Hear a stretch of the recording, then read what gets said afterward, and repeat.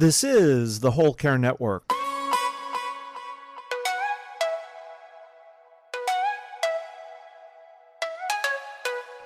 Helping you tell your story one podcast at a time. Content presented in the following podcast is for information purposes only. Views and opinions expressed in this podcast are solely those of the host and guest and may not represent the views and opinions of the Whole Care Network. Always consult with your physician for any medical advice, and always consult with your attorney for any legal advice. And thank you for listening to the Whole Care Network.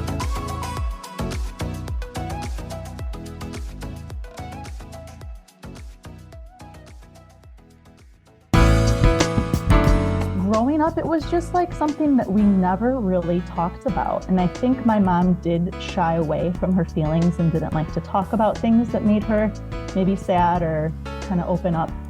Yeah, I just felt like, man, there's got to be something that could either guide conversations or help us explore what is the most important parts of ourselves that we need to leave behind for our kids, our grandkids, our family, spouses, whoever. This is the Heart of Hospice podcast with Helen Bauer. Kera Sanchez is my guest today. She's the creator of the Legacy Letters Journal, a passion project that originated out of the loss of her mom. Whether you're a family caregiver or an end-of-life professional, the Heart of Hospice is here to enhance your hospice experience by connecting you with information you can use about end-of-life care.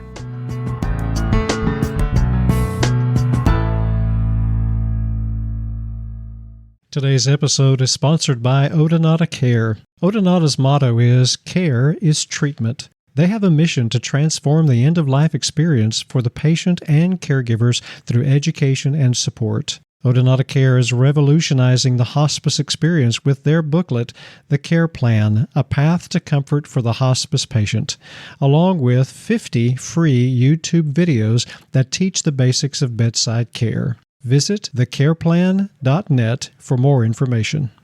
Now, here's today's episode.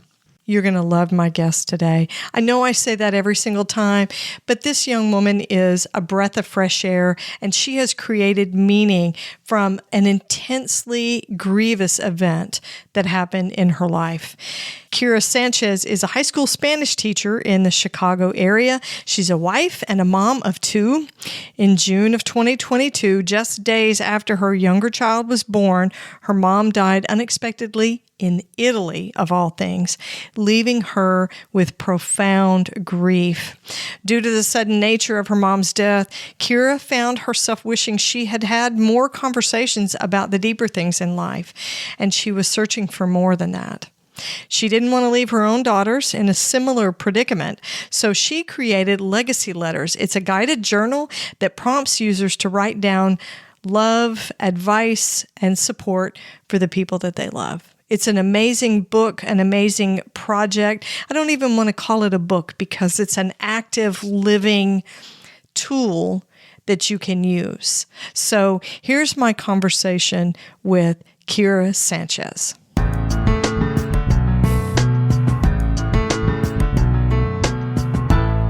Kera, thanks so much for being on the podcast. Welcome. Thank you. I'm so glad to be here. Well, it's been a long time since we connected and chatted, and I know you stay busy. You're a teacher, so you're off for the summer, but you've got two kiddos at home, don't you? I sure do. Yep. So here's my icebreaker question for you, because I know your life is busy. Mm-hmm. What's your favorite TV show or streaming show that you're watching right now? Ooh, so I'm going to be honest. We do not watch a ton of TV. However, I do occasionally throw on a show for my girls to keep them occupied so I can get some things done around the house. And right now, there's something called aquanauts. I don't know. It's like these little creatures that are in a spaceship that can go up in the air and under the sea, and they explore the earth and usually introduce like a new animal for the kids and kind of tell them about them. So it's somewhat educational. So that's what we're working on right now. I love it. I figured that if you answered that, it would be something like Miss Rachel or Coco Melon, that it wouldn't be a grown-up show, that it would No. be whatever helps you survive the day with your kids. Oh my gosh. The grown-up shows, if we try to watch them, either I fall asleep because it's after the kids are in bed and I'm exhausted, or I have to stop it every 15 minutes and it takes me like 2 hours to watch, a half-hour episode. So Oh, right. You just have to start. It's totally not worth it. And I have to say that, so I have 2 grandchildren. One is almost 2 and the other one's a few months behind that.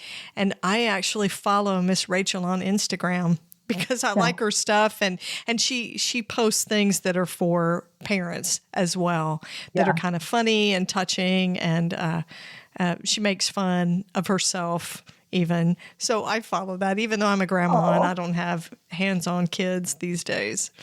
Love that. Okay, we're going to jump in because I love your passion project. I love the work that you're doing. It's awesome stuff. So what prompted you to create the Legacy Letters journals after your mom died? Yes. So my initial reaction when I first found out that my mom died was, oh my gosh, one day my daughters are going to be in this exact position that I am in. And I just remember thinking how crummy and how awful I felt about several things. One, me and my mom at the time when she passed, we were not in the best space. Like overall, our entire life, we had a great relationship. But I feel like since I became a mom, there was just some things that were rocky or contentious topics for us. And we were butting heads a little bit. And so one, I was just feeling like, man, I wish I could go back and we could focus on all the best parts of our relationship. And 2, there was just so many things that I feel like we left unsaid. And 3, my mom was in the position that I was in. Her father died like 3 months after I was born. So she was a new mom grappling with grief. And growing up, it was just like something that we never really talked about. And I think my mom did shy away from her feelings and didn't like to talk about things that made her maybe sad or kind of open up. But yeah, I just felt like, man, there's got to be something that could either guide conversations or help us explore what is the most important parts of ourselves that we need to leave behind for our kids, our grandkids, our family, spouses, whoever you would want to leave something important to. So your second child was already born or had just been born when your mom died? Yes. Actually, it's a little bit of a crazy story, and I don't want to go too much into it, only for the time. But if anyone's interested, I've talked about it multiple times on my Instagram, and there's videos and stuff about it. But yes, my mom was actually with me the day that my daughter was born because I had COVID when I was giving birth, and they wouldn't let my husband into the hospital because he also had COVID. So I basically went into labor about a full month early. Actually, yesterday, 7/7, would have been my original due date and my daughter's birthday. But because I went into labor a full month early, my mom ended up being home and she was around and available to be at the hospital with me when I gave birth. But then shortly after that, once my husband tested negative, he came to the hospital. He was able to be with me. And then, it was like the changing of the guard where my husband tagged my mom out and was like, okay, you can go now, because I was only allowed to have one guest or one visitor. And my mom was going on a trip. She had a 2-week vacation planned with friends and family. And that's where she ended up passing away, was on her trip on vacation. It was completely unexpected. We truly don't know the cause. We're speculating it was a pulmonary embolism, but definitely something very quick, sudden. We had no idea this was going to happen. And I didn't realize that the last day that I was going to see her was the day that she was helping me bring my daughter into the world. So it's honestly just a complete crazy set of circumstances. And I'm very grateful now that we had that experience and that time together. But at the time, I was very frustrated at the fact that my husband wasn't allowed into the hospital. But I don't know, there's a bigger plan out there, and it ended up working out just the way we needed it to, because I did need that time with my mom. Yeah. Just a really weird set of circumstances to set that up. 1,000%. Yeah. Yeah. So for those of you who don't know the podcast, obviously, just by our name, The Heart of Hospice, we typically talk about end-of-life care. But one of the big things involved in end-of-life care is grief, anticipatory grief, and then grief and bereavement following a loss. And that's why we wanted to have you on the show, is because the Legacy Letters Journal is all about grief and bereavement, although it can be used prior to a death too. So it's really flexible. So tell us about the journal itself and how you came up with the idea and what you want people to get from it. Sure. So the journal goes through a variety of different topics or themes. And then there's subtopics below that. So basically it just kind of prompts you to think of different messages you would want to leave behind to your loved ones. Some of it is more about you as a person. So that way people will always remember what you were like, your favorite foods, colors, memories that you have, music, movies, books, all that kind of stuff. And then it kind of gets deeper as the book moves forward. Lots of messages in case you are not there for milestone moments like weddings, graduations, career advice, parenting, and yeah, just a lot of heartfelt messages that I myself found wanting to hear from my mom. Things that I wish that while I was grieving, I had those letters to support me in the process of losing her. Because also my husband, he lost his mom about a year and a half before I did. And so we kind of put our heads together and we thought of all the things that we wish we could still talk to our parents about, or our moms about specifically. And that's kind of where it was born and where it came from. It was just all of these things left unsaid and wanting to make sure that me specifically, that's what I would want to leave to my kids. And then hopefully other people would think the same. Yeah, those special moments, those milestones, like one of your kids is getting married. And if you're unable to be there because you've already passed away, you want to say, since I can't be with you on this day, or if I'm not with you on this day, here's what I would want you to know.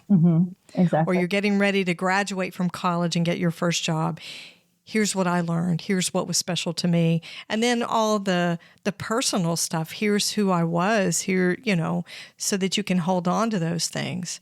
I think there's maybe some life review, which is something we do in hospice, right? It's reminiscing and reliving and reviewing memories and just a lot of revisiting certain milestones, even regretful milestones, right? Things that were difficult or hard that you went through. So what do you think the effects of writing the letters are for the person who's actually using the journal and recording those things? Well, I think one, it gives them a sense of control back a little bit, because that is one thing that we really truly cannot control is the exact moment of our passing. And so I feel as if it eliminates some of those fears that people have of, what if I don't get to say this? Or what if I don't get to express my true feelings about this? It's almost, in my opinion, kind of like estate planning or like writing a will, but it's like an emotional will. And you're making sure that you are leaving behind, your advice, your love, your support, all of the things to the people that mean the most to you. And I think that gives some people a sense of relief in a way to give them that opportunity to put everything out on the table. I like that. A way of connecting back. Why do you think that's so powerful for people? Well, I think a lot of times people fear that they're going to be forgotten, or they fear that their children, for example, are going to be lost without, your guidance or whatever. And I feel like when you create something like that, write down those words for them, you are providing them with things in their toolbox that they can bring with them moving forward. And you're also giving them that opportunity and permission to move forward with life. And I think that that's been something when it comes to grief specifically. People don't like using the term moving on. And I agree, I don't like it because it implies that you are forgetting about somebody or you're forgetting about the situation that you are in. But I do think it's good to move forward with your life when you're ready, after you've had, your moments. But when you're ready to move forward with your life, and you still bring them with you. And I think that that's why these letters are important, because that's a way, anytime you feel like their presence is not with you, you can open up one of those prompts and read what they wrote. Nobody wants to feel like they're going to be invisible, like it just didn't happen. And really, we never move on. It's when I agree with you. When you say move on, it sounds like, okay, I've done this, I've been there, done that. I'm setting it down and I'll go down the road. Like a restart, a reset. Yeah, that's that part of that phase of my life where my mom is still alive, where my dad is still with me. I'm done with that piece. So I'll just go on. And of course, it doesn't work that way. It becomes a part of who we are. Absolutely, those relationships stay with us. Those memories, good and bad, they all come with us. So moving forward with that, we're forever changed. But that's part of being human. It's not a bad thing. Yeah. How we handle it can be healthy or unhealthy. But I think it's so healthy to be able to put into words and write those things down. When I think about my grandbabies, I think about that. If for some reason I might not be there at a graduation or a wedding or when their first child is born. Here's what I would tell you. And here's what your mom was like when she was a little girl, that kind of thing. Yep. I love that idea. It's a legacy of sorts, a legacy project of sorts. The sponsor for this episode of The Heart of Hospice is Odonata Care. Odonata Care founders Nancy Hireman and Brenda Kazire are certified hospice and palliative nurses with over 40 years combined experience. They are experts in end-of-life care. Nancy and Brenda have created a 32-page booklet called The Care Plan, A Path to Comfort for the Hospice Patient. Their goal is to empower patients and their caregivers with valuable information right at their fingertips, wherever and whenever they need it. Odonata Care also offers a suite of 50 free training videos on YouTube that teaches the basics of bedside care for personal and professional caregivers. Odonata Care's motto is "Care is treatment," which is why their bottom line is caring for the patient. Nancy and Brenda have a mission to transform the end-of-life experience through education and support. You can purchase copies of the Care Plan for yourself or your hospice agency at thecareplan.net. And look for their new Spanish version coming to their online store very soon. Now, back to today's episode. So what's some of the feedback you've been receiving from people who are using the journal? A lot of the feedback has come from moms. That's like my biggest target audience, I've realized, is moms, and then obviously people who have lost a parent, I would say. A lot of the moms said, thank you, because believe it or not, one of the most popular baby shower gifts that my friends have received was like a journal, but a lot of times they're kind of blank or the prompts are overly generic, and it's hard for them to zone in or hone in to specific things that they would like to leave for their children. And I personally think, because of my teaching background, this is kind of in my wheelhouse, that working backwards to design and thinking of where people are going to have hiccups or where people are going to get stuck, and breaking it down into even smaller chunks for them, more manageable pieces that will also inspire them to come up with something or some type of memory or something specific that they could leave. So a lot of people said, thank you for being so specific and thorough. And then the other feedback I've gotten was from people who were much like me, that they unexpectedly lost a parent, or they had a parent that was in hospice. And so they immediately bought it for their parent. And then now that their parent is no longer here, anytime they have a friend or someone that they know, a coworker, whoever, that is going through it with the process of losing a parent, or their parents or grandparents are in hospice, that is something that they've gone back and purchased again for other people as a gift. So I would say I have a lot of like repeat customers, people that just keep coming back because there's other people in their life that they're like, yes, this person needs this. So yeah, those are like the two big pieces of feedback that I get that seems to be like a pattern. I think it's a daunting task. If you think, okay, I'm just going to get a blank journal and I'm going to sit down and I'm going to write all these, everything I want to say, everything you want to say to a child or grandchild, really? You're like, what? Yeah. How are you supposed to cover all that? All the wisdom I want to share with you, or my recipe for biscuits, that came to me from my grandmother who taught me to cook in her kitchen, that kind of stuff. It just seems like such a big task. And I think a lot of times when we're faced with projects like that, legacy projects, for one thing, it's just laced with so much emotion. And then it seems so big. Where do I start so I don't start at all? Yep. Consequently, it never gets done. And you have this regret that I didn't say this. I didn't pass this on. I didn't tell that story again so that they would always remember it, and they would hear it in my voice through my writing. I think that part of it has a lot of power. Yeah.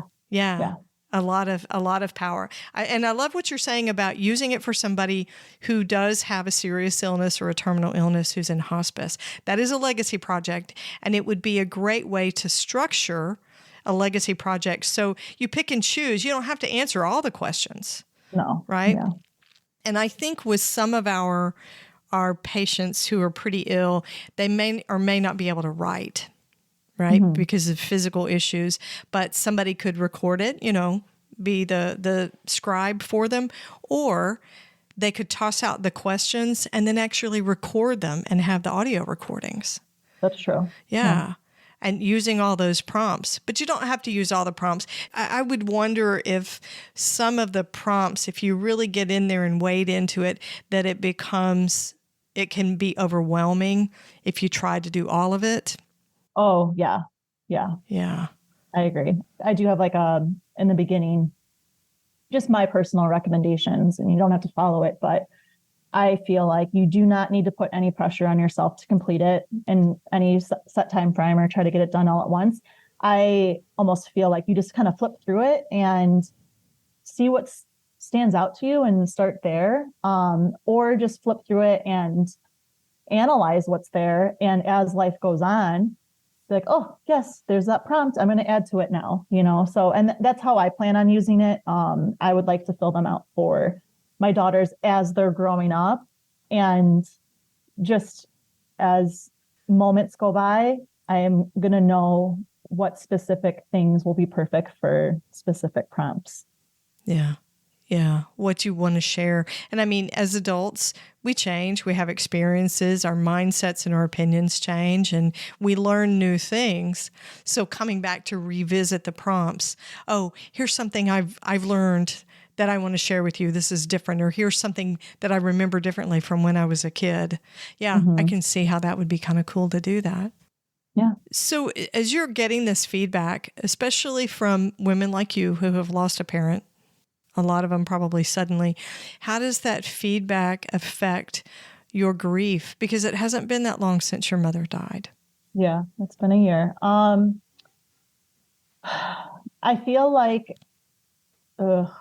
I hate like using these terms or these like catchphrases and stuff when they say like everything happens for a reason, because one, I don't think that all the time death does happen for a specific reason, but just the way that my mom died and how it all lined up, like the synchronicity of me going into labor early. She could have not been home, or I don't know, just everything with her being there for my daughter's birth, all of that stuff.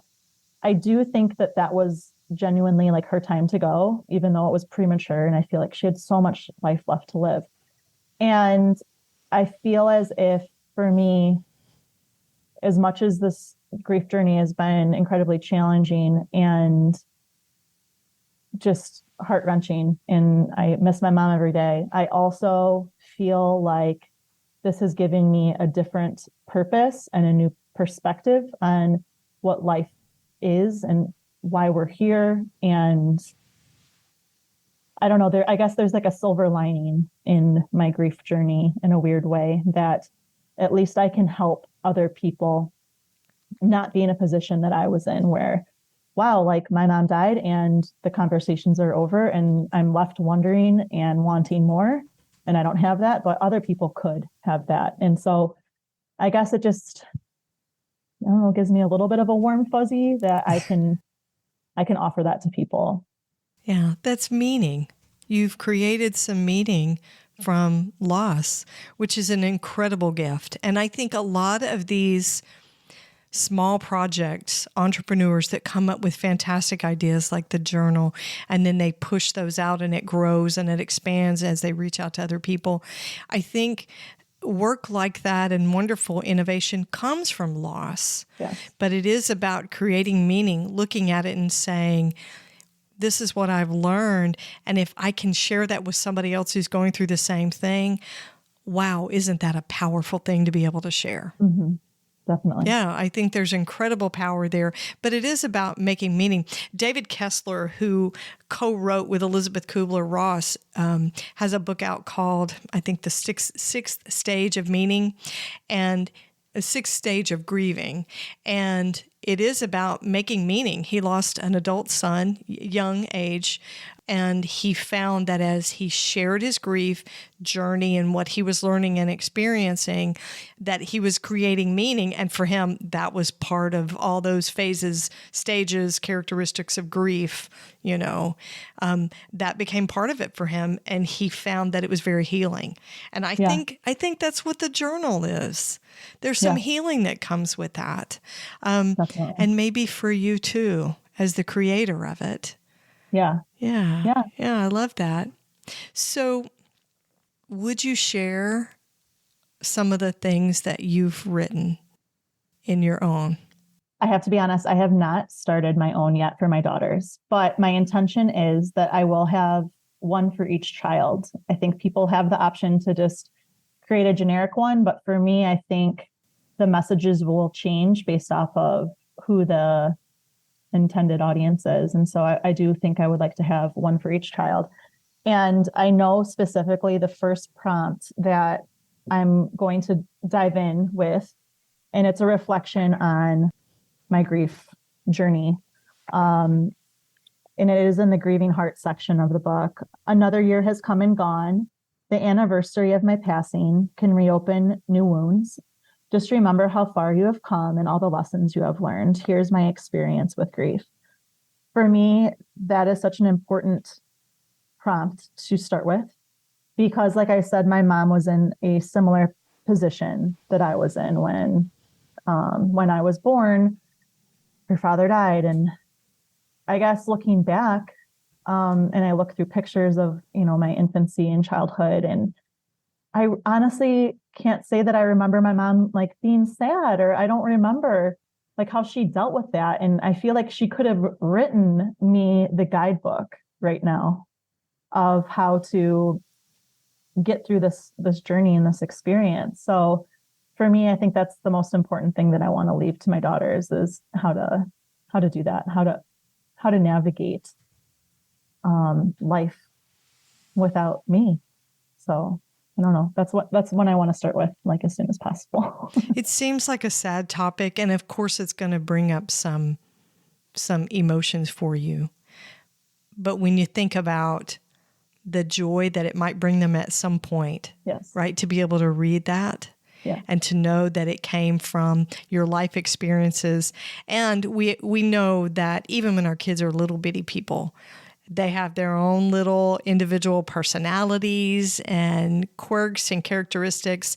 And you know that you need to feed this child in a certain way and then feed this child in a certain way. So I think that's probably really smart to be able to have an individual journal. And okay, so I will tell you, I have no judgment that you haven't done your own journal because you have 2 kids under 5, right? Yeah. Yeah. Two under 3. So 2 under 3. Wow. Yes, you may be off for the summer from your pay job, but you're working at your unpaid job the rest of the time. Yes, that's true. So no parent's going to judge you for the fact that you haven't done those. I think that's really cool. What do you think about this being incorporated into sort of advanced care planning? So my only experience that I personally have with hospice was with my grandmother, and she was like in-home hospice for over a year before she went into like a hospice facility. And I remember now looking back that they were sending over like social workers and things like that. But we as family members were not really included in a lot of those conversations. And man, I think it would have been so cool for my grandma. I think she would have done it. She would have filled it out and she would have left us so many awesome words of wisdom and snippets and pieces of the past that otherwise would have gone forgotten. And I wish I had it, And so I really do think that, like you said, it's a life review, a life reflection, and it's digging up these artifacts that sometimes you forget that they're there. And so you want to make sure that they're memorialized in a special way. And in my opinion, in your own handwriting is, if you can, it's so special and beautiful. And it truly is like a family heirloom at one point. So I don't know. I think it could be something very special for people. And it's affordable too, because I know that there's other things out there, other services out there, but they're very expensive. So I don't know. I think that this is just a very simple, easy way to leave really important things behind for others. Would your grandmother have been this warm, fuzzy type, I used to do this with you when you were a baby, and I remember when your mother did this, and here's what I want to tell you about your wedding? Or would she have been, remember to stand up straight and... warm, fuzzy. She would have been warm and fuzzy. Oh, yeah. Yeah, warm fuzzy. I love that. Yeah. My grandmother would not have been warm and fuzzy. It would have been, make sure you brush your hair. Don't chew gum when you're at church, that kind of thing. So out of all these prompts that you've written inside this journal, obviously this was a work of heart because you've done this in the last year when you've been grieving the loss of your mom and dealing with having a brand new baby who made you go to a mom of one and only child to multiple kids. What are some of your favorite prompts out of the journal? I have 2 about in the section of like when you need a hug, because like I feel like you just always need your mom, right? And like at least for me, that's where my inspiration came from. So 2 of the ones that I really enjoy is my wish for you. My love for you is endless. I hope you know how much I pray for your happiness. My wish for you in life is, so you get to express what you hope, they become with their life. And it doesn't necessarily have to be career focused. It could just be, you want them to be happy and you want them to enjoy all of the experiences and things that life has to offer. And there's one about life's purpose. The purpose of life is a life of purpose. Here are my thoughts on the purpose of our life. Yeah, those I tend to be a little bit more profound and deep, but those are definitely 2 of my favorites. And then I do like the ones at the beginning where it's just all about you as a person, because I know right now I'm searching for ways I can still connect with my mom. And so if I had a list of all of her favorite movies or like a playlist of music that she likes or different food, books, things like that, that's a way I could feel close to her. Be like, oh, my mom recommended this book. I'm going to go read it now. And, just think of, why she liked it and still be able to have that connection with them. So yeah, those are my favorite. Isn't that a cool thing? So if you made your list of your top 10 movies and then you think the person reading it thinks my mom recommended this, It was on Yes. her list of top 10. Yeah. That's so cool. I really, really like that. Yeah. Thank you. Kera, tell my listeners how they can get connected with you, read about it, and order a journal for themselves. So everything is basically the same handle. It is Legacy Letters Journal. So if it's on Instagram, at Legacy Letters Journal. If it's my website, www.legacylettersjournal.com. And I did just start Threads. I don't know what I'm doing, but we'll see how it goes. Same thing, Legacy Letters Journal. And yeah, those are basically the three things that I use to kind of spread my information. So Instagram, Threads, and my website. Where can somebody buy the journal? Oh, I'm sorry. That is right now on Amazon. However, I'm also currently scouting out local bookstores because I really think trying to help small businesses I would rather tell people to go there versus like the big man. So, Right. Yeah, right now it's just on Amazon. So we'll see where it goes. Okay. I'll have a link in the show notes to your website, to your social media, and to the Amazon site to go straight in and purchase a journal. So, Kera, thank you so much for sharing so much of your personal story and so much of your mom, right? Thank you. Thank you so much. So glad to talk with you today. You're doing such great work. Thank you.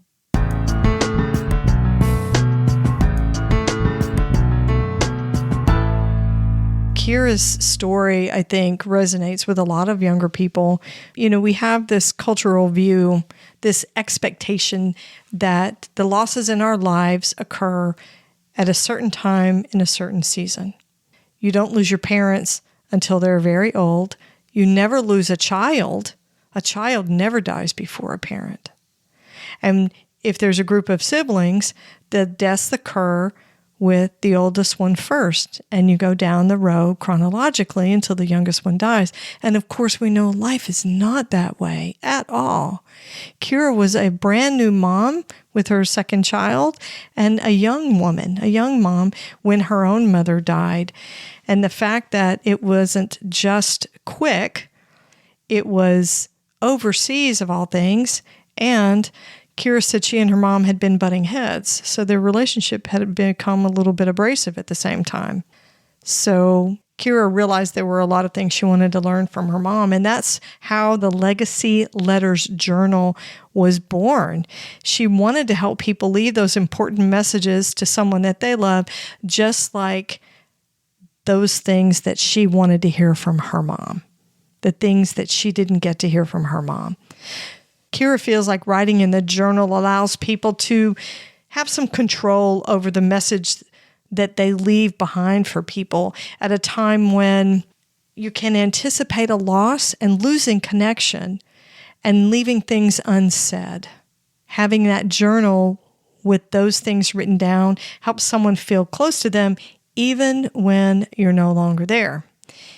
People have also purchased the Legacy Letters Journal for family or friends who are in hospice. So, of course, that's where we come in. The journal has prompts to help the writer focus on a specific topic to share. You don't have to do all of them. You can pick and choose what has meaning for you, what speaks to you that day. She also said that you could write in one prompt and then come back if you wanted to add something to it later on, just based on what you're feeling and thinking. So there's no specific pattern or order that you have to follow it in or that you have to do all of it. It's a lot like grief. It's customized and you get to create it the way you want to. And she feels like working this project has helped her move forward in her own grief journey, and she's been able to create some meaning from her mom's death. So check out legacylettersjournal.com. Connect with Kera on her social media. I have links in the show notes, so you'll be able to go straight to it. And you can also go to Amazon and purchase a journal for yourself or for somebody you care about.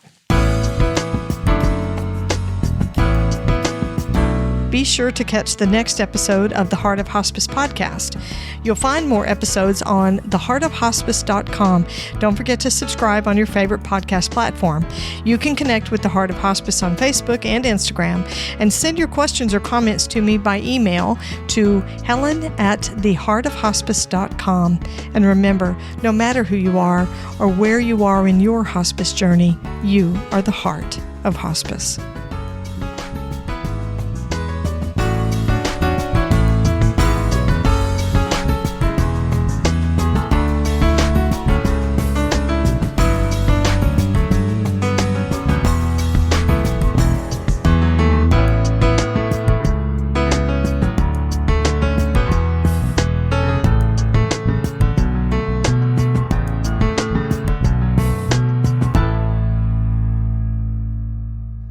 This is the Whole Care Network.